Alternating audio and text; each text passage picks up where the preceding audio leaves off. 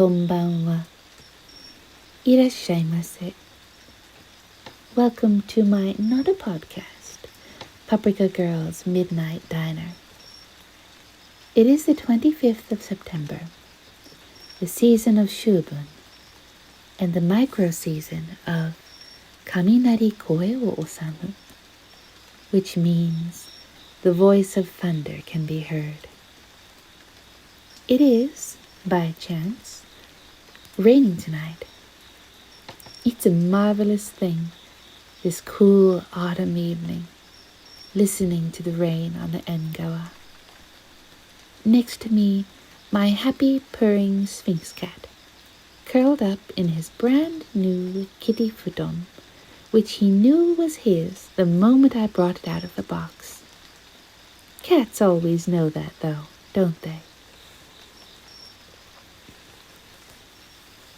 This is the season for one of the many danshari cleaning episodes. Danshari is a Buddhist term, really, but it means cleaning house in the most dramatic way. Getting rid of all the old things you don't use, those jeans you finally admit you will never fit into again, that t-shirt which you should have discarded a decade ago, those comic books you'll never finish drawing, the spider-webbed bibbidi-bobs and bits and ends of projects that have never and will never go anywhere. Just get rid of all of it. In its place comes the new. This week, not only have I discarded all the frayed and worn summer items, but I have purchased new shiny autumn things in their stead. Keep in mind, things mustn't be bought for the sake of buying, but for life. So, no junk, as much as the 100-yen store may tempt. For 10 things you have never used that you ought to throw away, only buy one thing that you really need in the stead. This putting away of the summer items and replacing them with autumn items is called KOROMOGAE. Literally, it means to change the sleeve. Anyone in an old Japanese house will notice how closets are not designed in the same way as they are in the West. Here in Japan, they are deep and boxy, not stacked with practical shelves of housing easily accessed junk. Why? Because in general, there is the winter home and then there is the summer home, and all the rest of that stuff should be limited to what you use on a daily basis anyway and do not need to hide away. Naturally, the modern life is not so ideal, and we do tend to have lots of things. Do I sound like George Carlin here? A house is a place to keep your stuff while you go out and get more stuff. So, a Japanese home center will have many, many options for fitting out those deep old Japanese style cupboards with more practical drawers and shelves. But what do we keep in there, if not for the drawers and shelves full of things we only barely use? Why, this is part of the KOROMOGAE process. Now, many people will move to Japan and into an old Japanese house, and as soon as the weather changes, they are dying for the lack of modern insulation. The fact is, though, they are living in an old house. The method of surviving a winter in an old house in Tokyo is going to be different than that which they are used to in Chicago. For one, we change the curtains. Some houses go full throttle and close the shutters. They're called amado in Japan. But that cuts off the light, so we don't do that. We put up heat-preserving curtains. We also bubble wrap the windows. There are sheets of what looks like bubble wrap that fits beautifully behind the shoji and helps with insulation. In addition, these come in many, many patterns and colors, so it looks lovely from outside, too. Another thing we do is to put down hot carpets. This keeps our feet cozy, our kitty happy, and warms the entire room. We begin using slippers too, those big fluffy fleece socks. house coats, cold hunting, are practical indoors and outdoors for a quick run to the combini, although mother-in-law will wail about propriety if she catches you running out wearing it. Now, I realized I am talking about winter. But KOROMOGAE happens every time there is a seasonal shift. A big one of the big four, that is. All the refurbishing of the house, the hot carpets, the fans, the curtains, the winter duvets, all of that is meant to be stored away in those deep, boxy oshiire cabinets. In other words, the closets are designed for large things meant to be taken out only once a season or so. This is KOROMOGAE, and the discarding of buildup of unnecessary things with no place along the way is the danshari. Right now, I am happy enough to have purchased a pair of new samoe for autumn. Sturdy cotton work clothes, matching top and pants. I chose a muted mustard color called karashihiro, while husband chose a respectable gray. Now, samoe are a very practical choice for those who want to ease into wearing Japanese clothing, but are not yet prepared to go full kimono. Now, I am pouring into my glass not a sake tonight, but a refreshing Mitaka Pale Ale from the Oga Brewing Company. I shall make a note of the glass.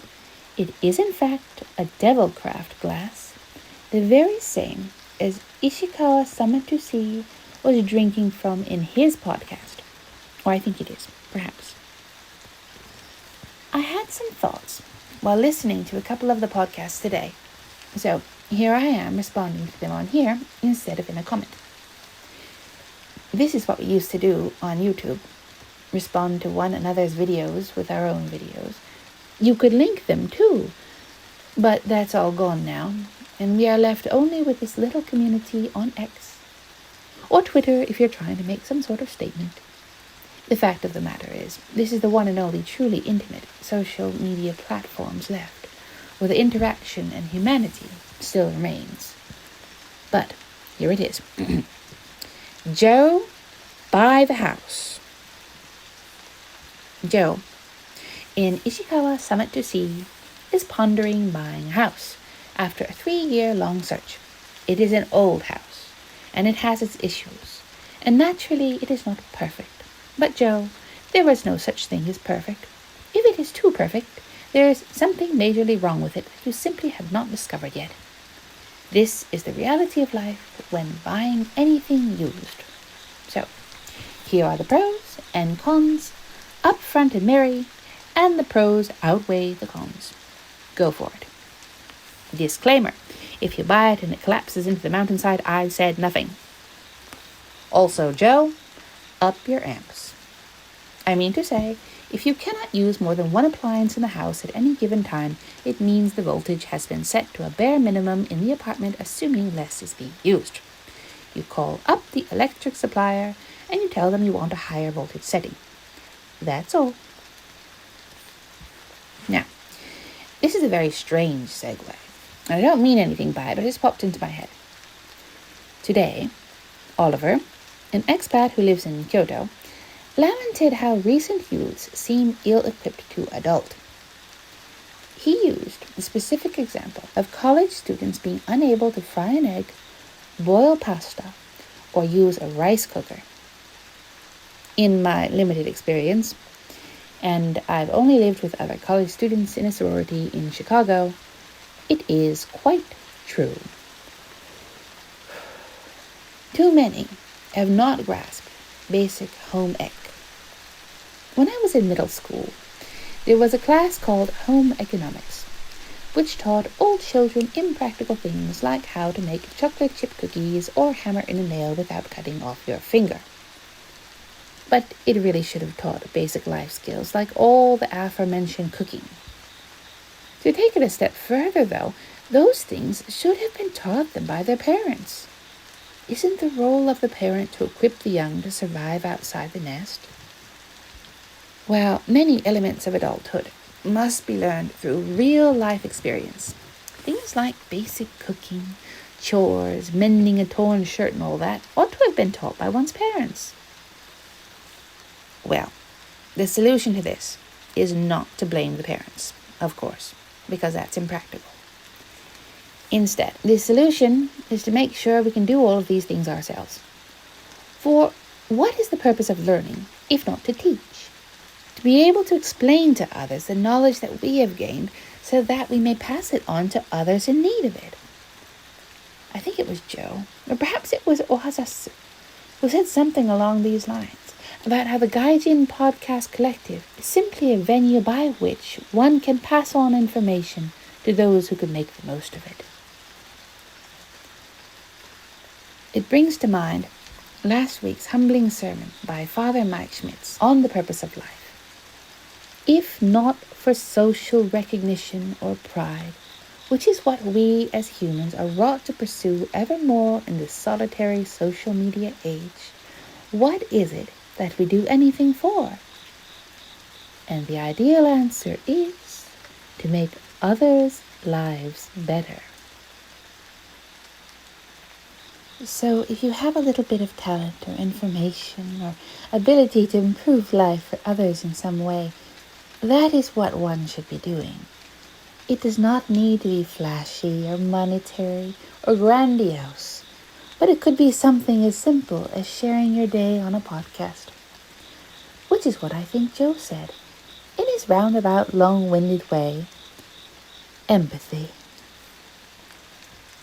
As Kevin mentioned in his podcast regarding expat loneliness, we all have very different backgrounds, different upbringings, different experiences. By sharing these collectively, there may be a gentle soul in search of advice from various perspectives, and on some level, one of them may be just what he is looking for. Likewise, hearing the perspectives of so many others gives us all the ability to peek out of our limited box into the plight others might be having. Some have it better, some have it worse. Some bare their souls, and others keep their laundry indoors and out of sight. But all are part of the unity that is the Gaijin expat.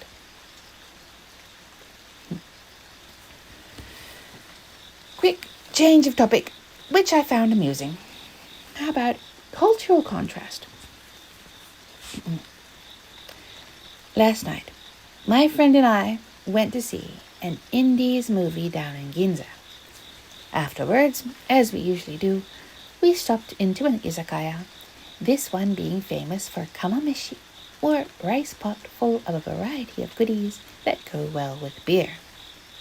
Now, my friend is a high veteran of filmmaking, a grand producer, responsible for films like Battle Royale and Shinya Shokudo and such. I tell you this because I mean to say he knows something about the industry, and is not just an average hiroshi. In the United States, in California, live my adorable little nephews, 5 and 7. They adore the Netflix drama series House of Ninjas. Now, House of Ninjas is not well known here in Japan. The honest reason is that it's simply too foreign. It is a foreigner's concept of Japan, too distant to be relatable, and yet not distant enough to allow for a happy suspension of disbelief, as is afforded other foreign depictions of Japan. I offer in contrast the 1999 episode of South Park, made to poke fun at the height of the Pokemon craze, entitled Chin Pokemon. Was it a carefully crafted, culturally sensitive piece that glorified the ego of our brothers of the sushi? Heavens no, it's South Park. And yet it was, and still remains by far, my staunch Japanese husband's very favorite episode. It had him in fits, and he still laughs about it today. You know another one he loves? Taxi 2. Our Anglo-centric friends might not be familiar with this one, but Luc Besson created a hilariously brilliant car action series about a criminal taxi driver in Marseille who teams up with the police to catch the bad guys. In Taxi 2, Luc Besson, who famously loves Japan, decided to drop in a whole bunch of Yakuza and introduce cross-cultural gags. The most beloved of the jokes was this police chief trying to explain that the pronunciation of konnichiwa was just like the French pronunciation of stupid nipples wow. You can imagine the fun that they had at drinking parties that occurred at the izakaya around the time that the film was released. But one of the major complaints about the House of Ninjas, as proposed by my producer friend, was that it was simply too dark. Too dark. It's beloved by my tiny little nephews. It couldn't be that dark. But he was talking about more than content. It is true. Superhero and fantasy films have changed significantly from when I was a child. What was once campy with yellow spandex tights and zap, bang, pow is now dull and muted with that Brahm sound over everything. In a world that could be fun and idealistic, a disconnected reality which touches on neither everyday life nor ideal worlds floats somewhere in the mire that is modern American cinema. Is it what the world really wants? Is it what Japan wants? The answer will always lie with the audience. That may be the perfect combination for little boys in California. But Japan has its own form of expression. Instead of dark, frustrated lectures and globalism, Japan has dominated the storytelling world with its own form of expression, in anime. Japan can tell a good story, and they don't need outsiders to tell them how to do it. But do Japanese drama, dorama, with their pinks, pastels, and Brechtian overacting, even want to reach a foreign audience? The answer is a resounding no. Japan is Japan, and that is enough. Critics will come at the situation with every argument under the sun, but the fact still remains. What makes Japan so attractive, so cool, is its Japaneseness, its disinterest in joining the outside club. This brings me back to the charm of the Gaijin Twitter collective. What is it that makes them so different from any given random Gaijin on Twitter? The answer lies in two words: respect and positivity.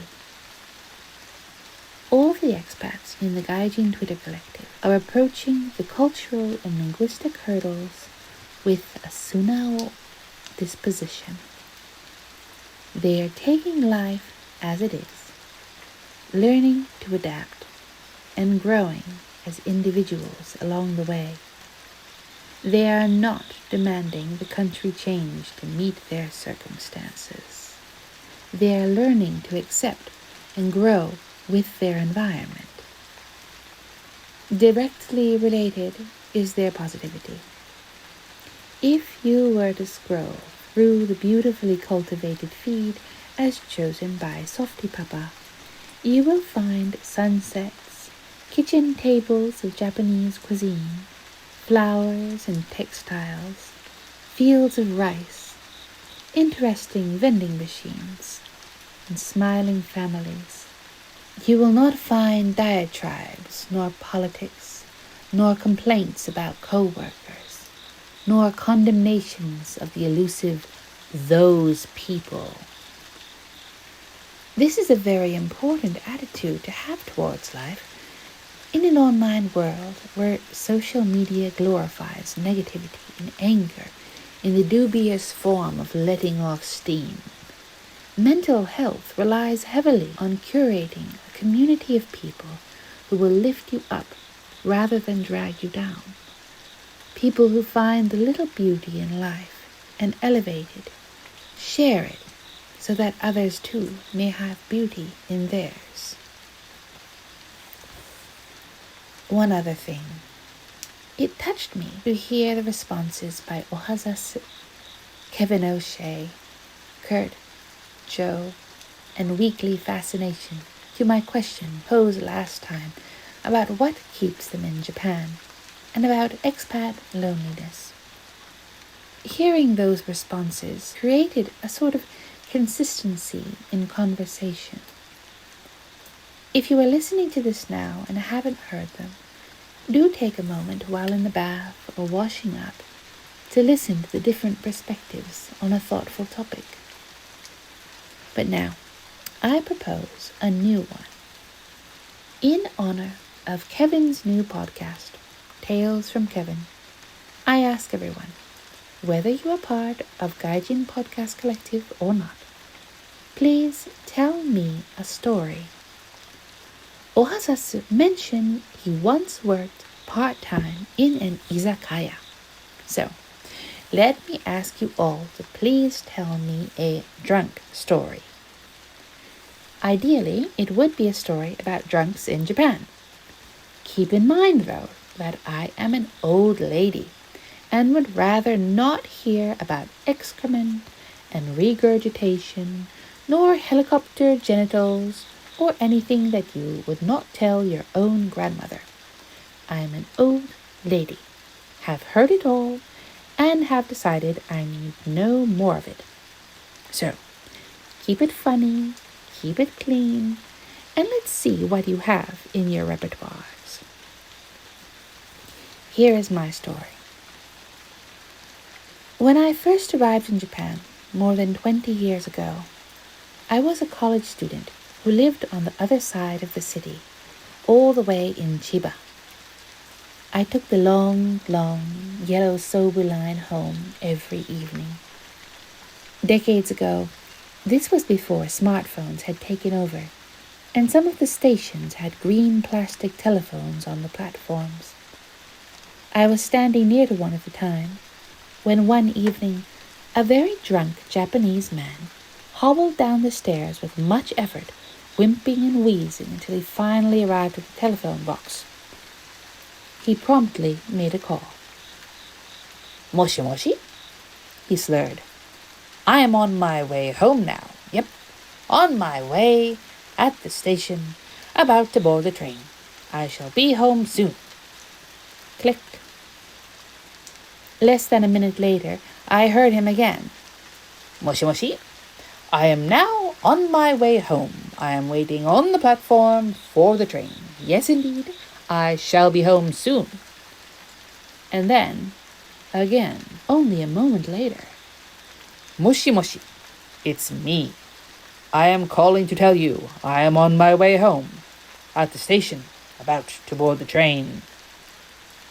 The drunk gentleman called his home no less than 5 times before the train arrived. And then along came the train, and he boarded and collapsed into his seat, just like he promised his poor wife he was going to do. It was the most adorable thing.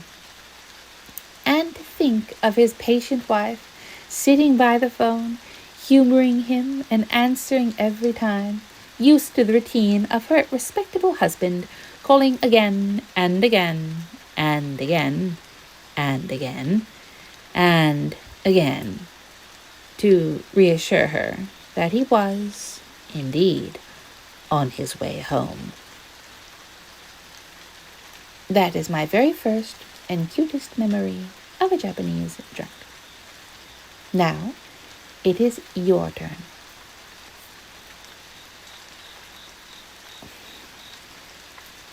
How may I properly wrap up this long, beer-fueled ramble? Perhaps like this.